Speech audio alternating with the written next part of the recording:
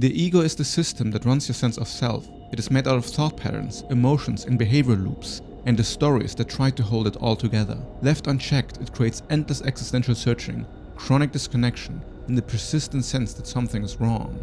The goal of my videos is clarity, to see your identity and its contradictions for what they are, named precisely, to finally understand what it is that we're all running away from. Most philosophers that are very intelligent, and this you can also find in the rationalist communities, get completely lost in their own arrogance. And it doesn't look like arrogance at all. It seems like you have gained a very sophisticated metacognitive ability to be able to look at truth and notice that whatever truth you see isn't the entire picture, and that you can always look at truth from multiple perspectives. This is often the view that reality is subjective and that there is no ultimate truth to be found. And that truth as a concept is not something that you can really have access to. And to this, I have to state a strong no. If this is the case, that there is no truth, then the complete spiritual landscape, all Buddhist tradition, all Hindu traditions, all Christianity, all philosophy, none of it matters at all, and none of it exists as real. Now, if you think that this is the case, then let me prove you wrong in this video. So, first of all, let's ground ourselves, because I know that a lot of philosophical minded people in the audience are pretty much swept up by this idea of subjectivity.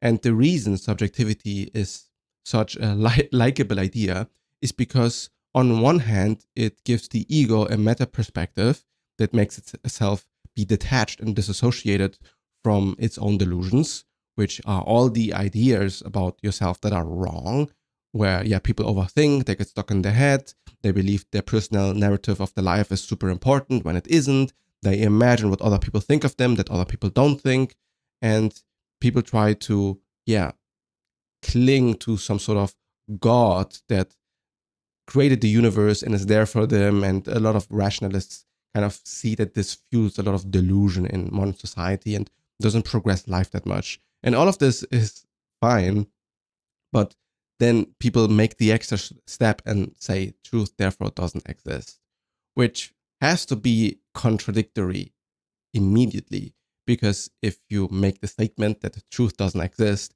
you must ask yourself if this is a true statement or not, and immediately you fall into a paradox.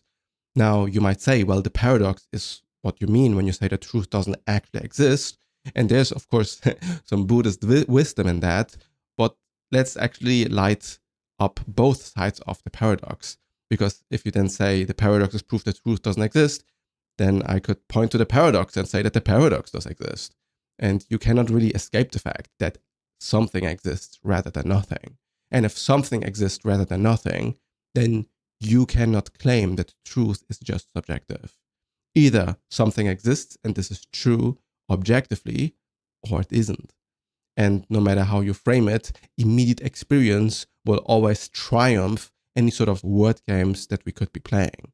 We both know that something exists rather than nothing. And although you might say that on the ultimate level, everything is empty and reality is just, this empty void and it emerges through form, but form is emptiness and emptiness is form, and therefore there's not really a reality there. And all of this is true on some level, but on the actual level of being a human being that exists in this world, none of it matters. Because if I take a knife and I put it in your stomach, you'll see what truth really is.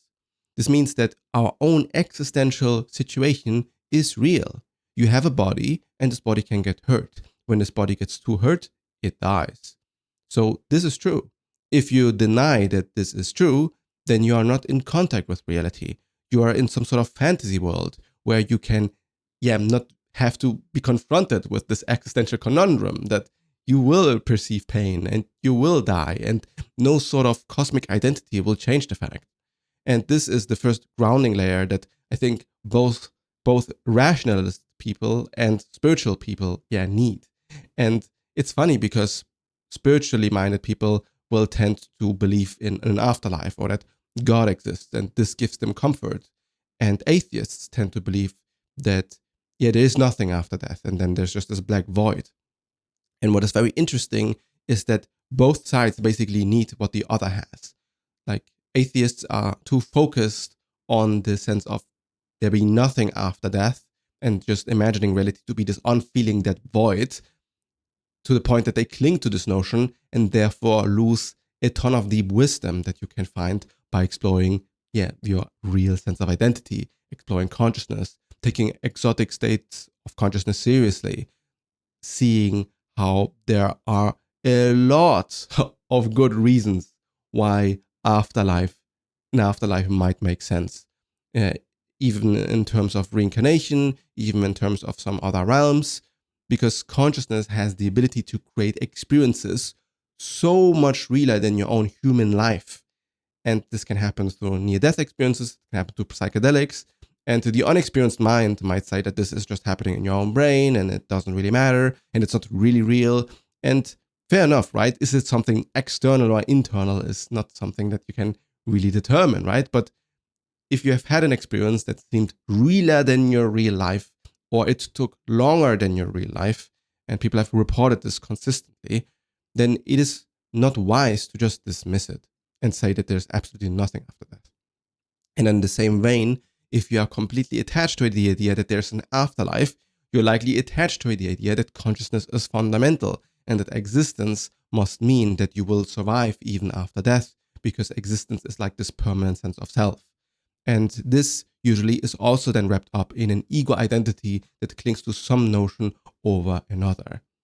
Now, what I'm saying is that both are true and neither are.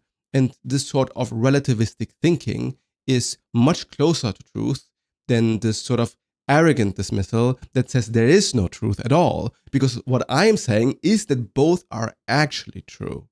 There is not one reality or another reality.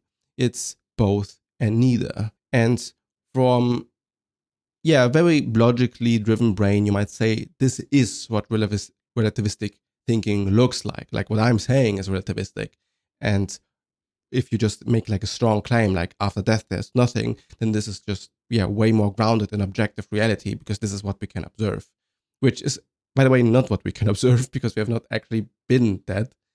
But what I would argue is that true relativistic thinking is the notion that you can be in existence and deny what is actually going on, and always use this escape route of not committing to a position and kind of diffusing your own sense of relationship to what is true. And what I'm telling you is that when I say it's both and neither, the only way you are truly embodying this is if you have gone all the way at both sides.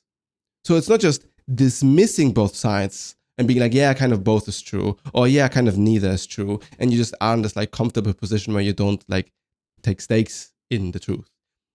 It is about completely moving through the process of realizing in your body and in your mind that both are true. And to make it very clear, the like life and death example is really just an example. You can find this in many of the spiritual idea landscape. You can find this in the idea of everything against nothing. Like, are you everything or are you nothing at all?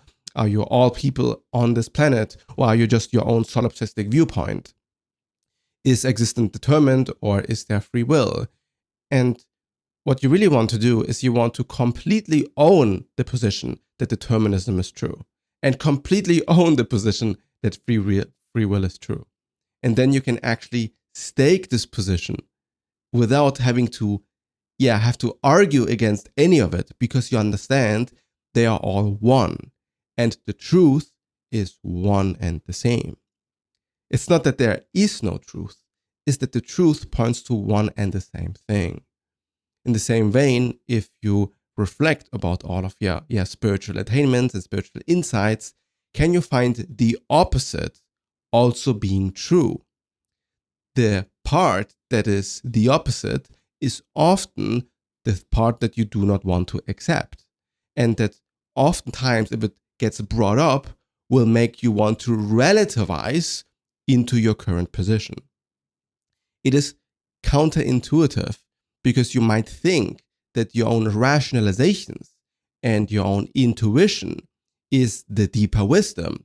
And the fact that you do not have to own a position makes it so that you are wiser than to say something and then maybe be wrong. So you kind of always want to hedge. But it is exactly the hedging that makes you be unprecise with what is actually going on. If you can admit to yourself that, yeah, I have actually a drug problem, instead of being like, okay, what is a drug problem really? Then you will always move besides the truth. And you can find this in so many layers of life. You can see this with people when you talk to them and you have in-depth personal conversations, they will flinch and react to something that you say by making what they just said less meaningful and kind of pretending that what I say isn't the full truth, because the full truth also has this other side to it, and this other side needs to be acknowledged as well, and therefore their own position gets kind of like softened. And whenever people do this, they are relativizing in the wrong way, because what you actually want to do is commit even further to your position, so you completely embody your position instead of always like flip-flopping around and not actually landing anywhere. You want to land on both sides of the coin, and then you can land in, some actual groundless space where you're not identified with any of it. To untangle your own web of perception and understand where your own conflicts lie within your own psyche, I have an ego architecture audit where I analyze people's sense of identity, and I can figure out where the knots lie that makes you feel like you cannot land anywhere and you don't really know who you are and you don't really know what you want to do with your life. It all relates to, this internal sense of blockage that doesn't know how to land anywhere concrete, which is the feeling of not having found yourself. If you had found yourself, you could clearly stake a position and tell you who you are and tell, yourself who you are and what you want, and you know your sense of identity, you know exactly what you like and what you don't like, and you can put on boundaries. You can say, I don't like this. I don't want this. And people will have to respect that instead of pretending that you're kind of fine with everything and getting walked all over by other people. This idea that relativizing is the problem and that it actually means that you have to land somewhere, but that this landing doesn't mean that you are always stuck there, is extremely difficult for people to comprehend. And I keep talking about this deeper in other videos and also on my Substack, because I understand that this seems extremely confusing or contradicting, because of course it is difficult to understand that relativizing goes both ways. You relativize if you don't land on a position, but people also land on a position to relativize. And the only way you can notice how you do this is by practicing your own layers of metacognition.